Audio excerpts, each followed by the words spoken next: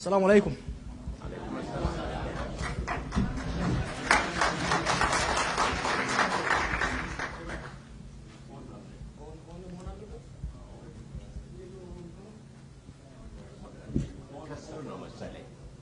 Any technical person?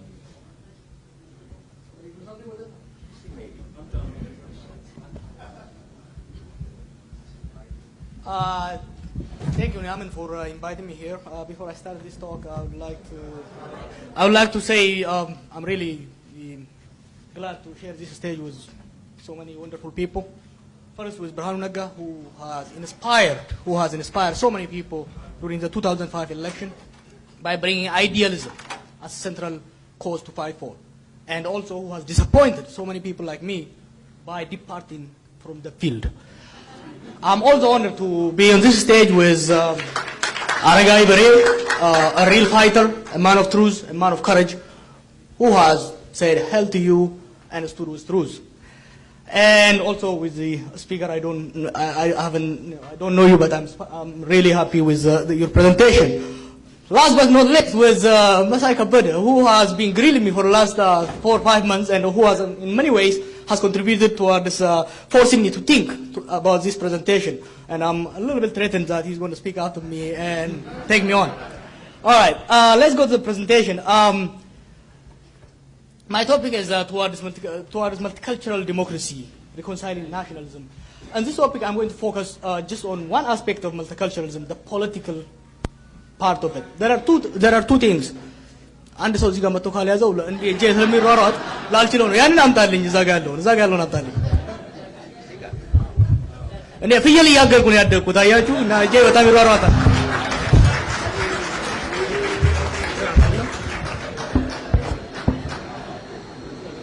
So there are two aspects of multiculturalism. One is what I call it the political aspect of it, the nationalism, and the other one is the identity part. Identity need to be, we need integrity of cultures, integration of cultures, but we need reconciliation of the political aspect. So I'll focus on the political aspect for today. Now, in Ethiopia, there are two nationalisms that have existed and still continue to exist side by side, which is Ethiopian nationalism, Ethiopianist nationalism, pan-Ethiopian nationalism, whatever you call it. And the other one is ethno-nationalism. These two forces started to fight. I mean, their original contention can be traced back to the emergence of the modern Ethiopian state.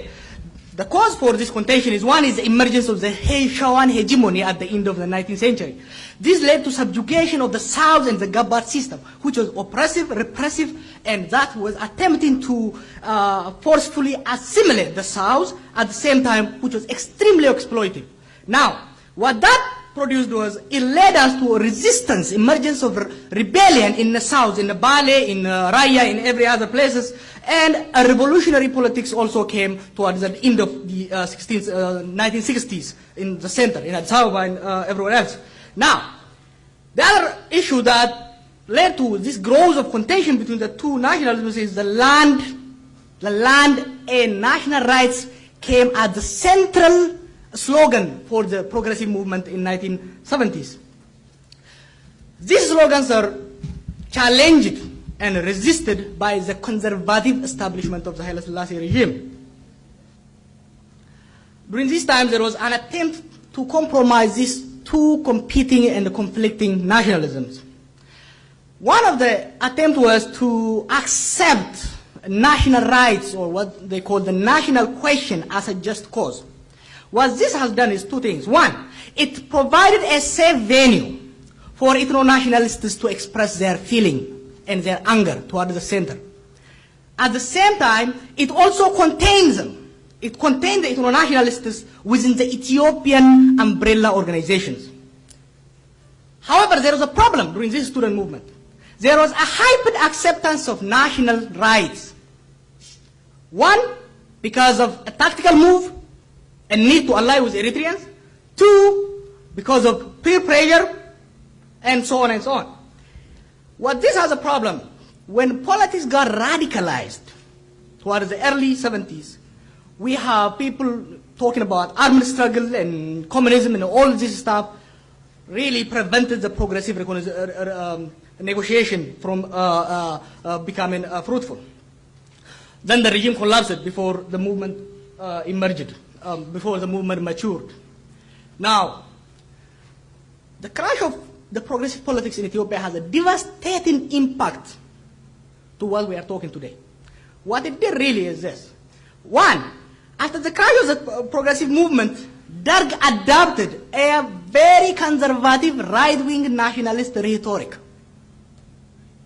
Why? Number one, the Somali war and the resurgence of Ethiopian nationalism that was beaten down by the student movements. This provided the Derg a political capital. Therefore, it didn't need to ally itself, or it didn't need to keep the alliance with the progressive forces. No longer communism and the land for Taylor and all these slogans were important. You can just say Ethiopia took them and you are on the right track. Second, the opposition made a tactical decision to ally themselves with Eritreans, separatist Eritreans. What Mengistu only needed to do at that time was to say, what? These people are going to split the country. These people are mercenaries who are going to split the country. And the nation was so scared, they said, dude, go ahead. Now, Derg, by adopting this very violent Ethiopian nationalist, it was also a very violent and repressive regime. The ordinary people, especially in areas I grew up, never understood the difference between Ethiopian nationalists, Ethiopian take them and let me kill you was the same in that area. This was very important for a lot of people. It was very important for ethno-nationalist movements. What it did was this. They could simply say, hey, you are being repressed by the name of Ethiopia. You got to fight Ethiopia. They intensified a very effective anti-Amhara and anti-Ethiopian campaign. And finally, they defeated Derg. Now, when Derg was defeated, I was a little young. When Derg was defeated, was it a fall of a repressive regime or was it a defeat of Ethiopian nationalism? I think ethno-nationalists took it to say that Ethiopian nationalism is dead and we have defeated it, we are going to bury it. Then this led to the hegemony of the ethno-nationalism. The ethno-nationalism that took power in 1991 had a very interesting dynamic. They defeated Derg and they continue to attempt to dismantle Ethiopian nationalism. Ethiopian nationalism went underground. The ethno-nationalism has this transformed role. They are dominating the center. They are running the country. They continue to talk this peripheral rhetoric. They continue to talk about this Ethiopia as oppressing people, but they are still in power. So we had this void of state ideology. Mallas Zenawi is in power and talking about golden people of Tigray, but he's running Ethiopia. This has a very serious consequence. You cannot run a house and still talk for the Gwada. It was very important at that stage. Now, this consequence has one. It led to failure of the government. No value judgment. It led to failure of the government to advance collective interest. Nobody cared about C2 access. You are running a country and you are cutting the C2 access, and it's going to bite you back because the economy will be badly affected. Your power will be in question. So they let the Eritrean situation go messy. Ethnicization of everything. Even the national military, okay, I have no problem with regions and everything else. Even the national military, the postal service, everything became such an ethnic enclave. And still they are in power and they are saying, hey, if you push us any further, we will dismantle the country. They continued their obsessive anti-Amhara nationalism or anti-Amhara rhetoric. This led to another problem for Ethiopia. Amhara self-defense. Amhara is under attack. Amhara self-defense came to overlap with Ethiopian nationalism. Ma'ad and all these organizations were having Ethiopian flag in one hand and talking Amhara in the other hand. This justifies the long-standing claim of the ethno-nationalism. And it was a major devastation to Ethiopian nationalism.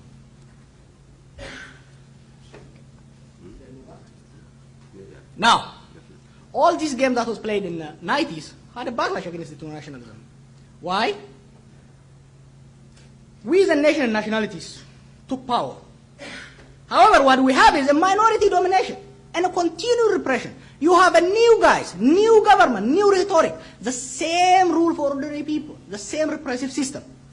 Worse, this time you have a clearly defined minority group exploiting and repressing people. Therefore, we the nation nationalities promise of 1991-92 was unfulfilled and miserably failed within 5 to 10 years. This led to emergence of a very right-wing reactionary Ethiopian nationalism that manifested itself as an opposition force in 2005. Now, safeguarding unity and dissolving ethnic federalism, regaining ASAP, and individual rights are the slogan.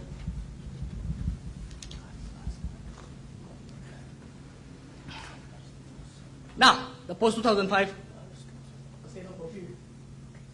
understanding or maybe misreading the 2000 election. Was it a voting for change? Were people voting for change? Or was it a referendum on ethnic federalism? I think the right-wing group took it as a referendum on ethnic federalism. People are rejected ethnic politics, ethno-nationalism has failed. The same mistake the ethno-nationalists made in 1991. Mind you, the same mistake, just 15 years later. Some voted for change. Some voted for, no doubt. During this time, there are people who wanted to do away with ethnic federalism.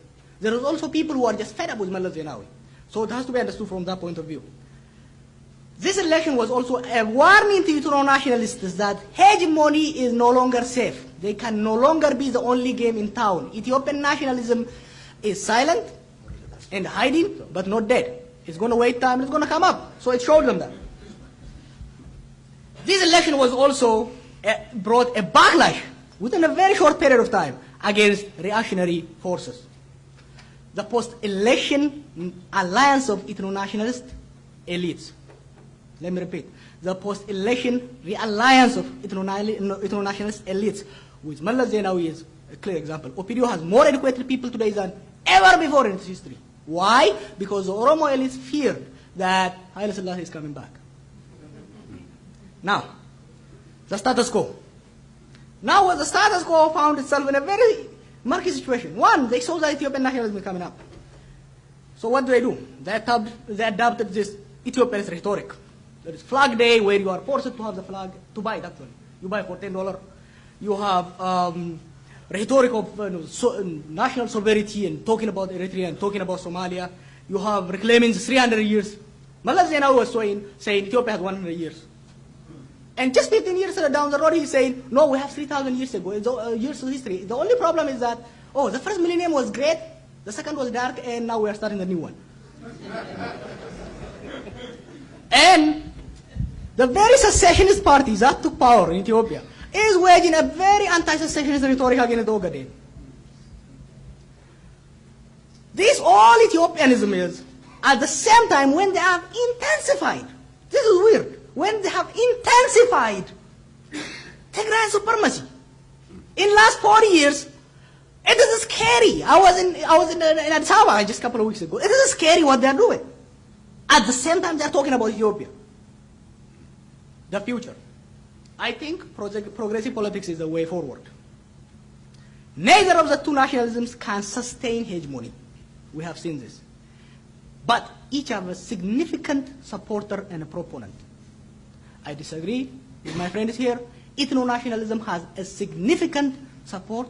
Ethiopian nationalism has a significant support, and they will continue to be. They have to negotiate and reconcile.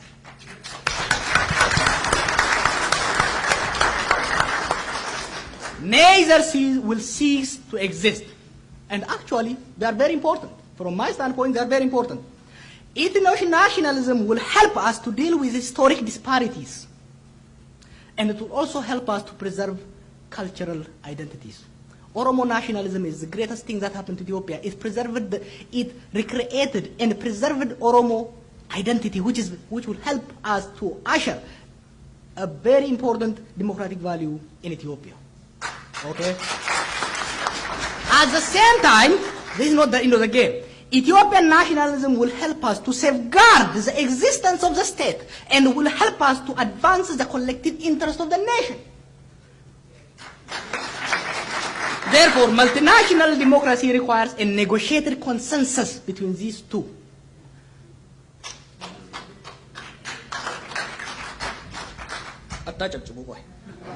Then,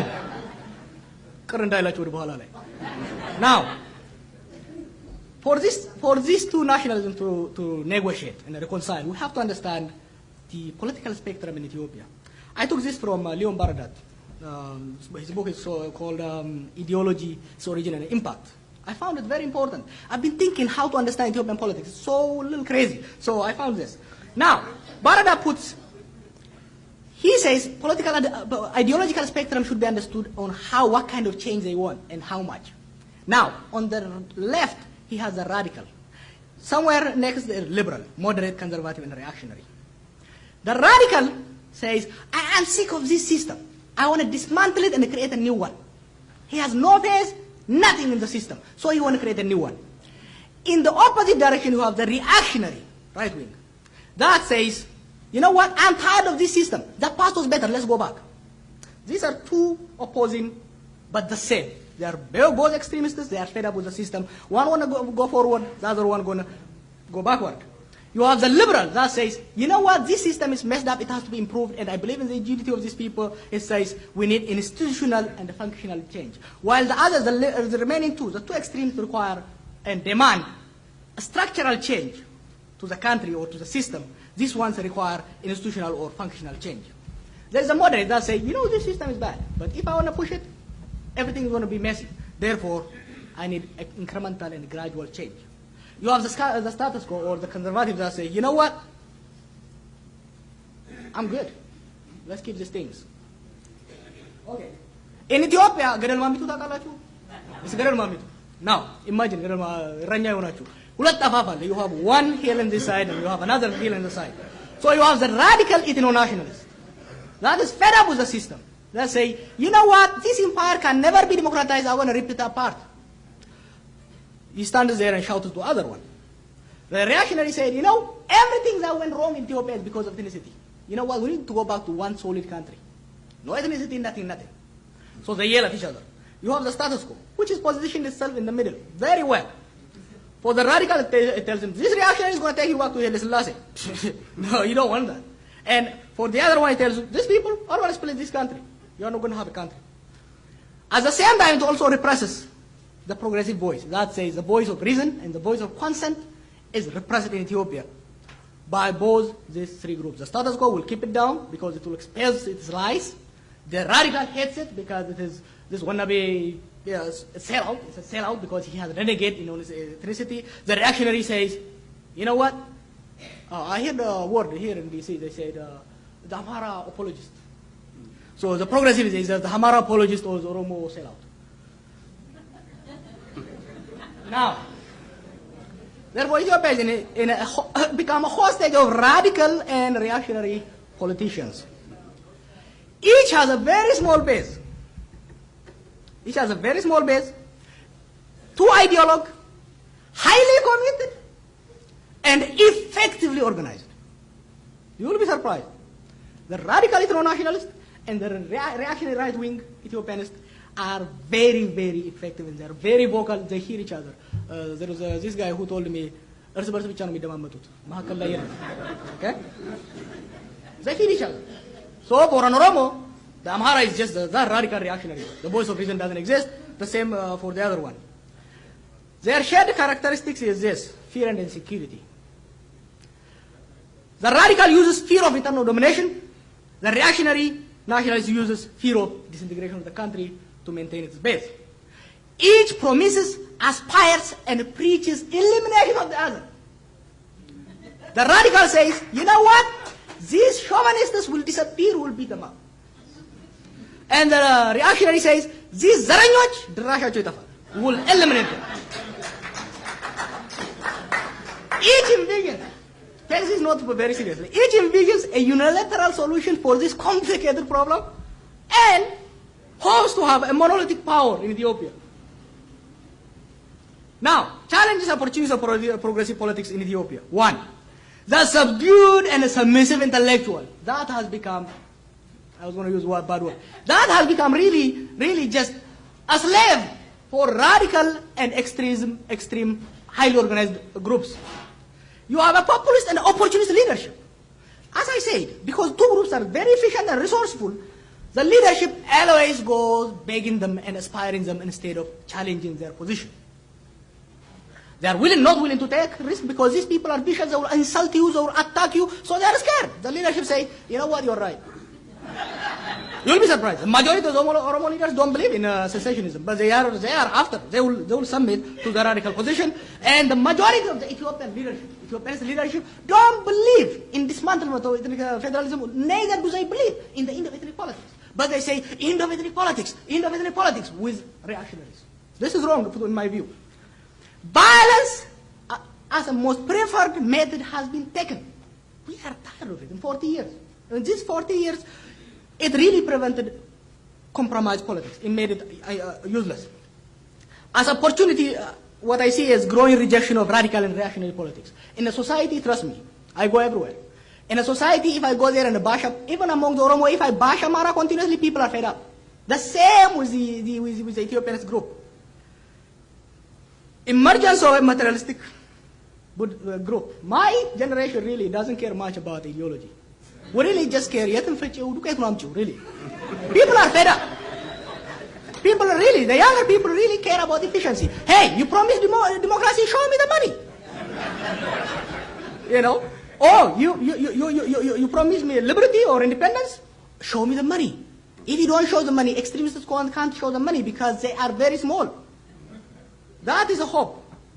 And last, we have a changing world. The world we live in is not the Cold War world. It's a world where nonviolent struggle has a lot of proponents and supporters. 1 minute. Dr. Brown is shorter than me. He lived longer than me. Okay? He dies twice. I'm younger and I have a lot to live and taller than him too. So I need more time, people.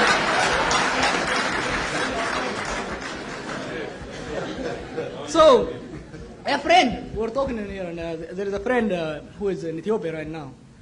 We're exchanging an idea, and he said, one tragic aspect of Ethiopian politics is the almost total absence of progressive Amaras, once embodied in the energetic personality of Walali Mokonde. He said, one tragic aspect of Ethiopian politics is the almost total absence of progressive Amaras, once embodied in the energetic personality of Walali Mokonde. He added, though, in a promising note, but I believe that even now progressive politics is not dead in the Amhara community. It will sooner or later assert itself. And I said, brother, silence is not golden anymore. Speak up.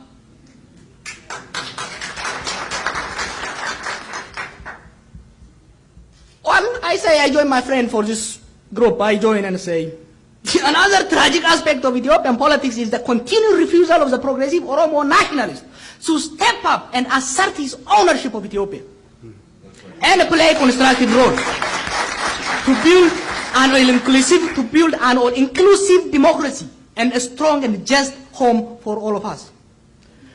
On an optimistic note, I say, although silent and absent, the vast majority of Oromo nationalists are still progressive and who will come forward when time comes. Conclusion, I want to conclude by criticizing this conference. Yesterday I was talking to a friend, said, hey, are you going to a conference? And they're talking to each other. Are you going to a conference?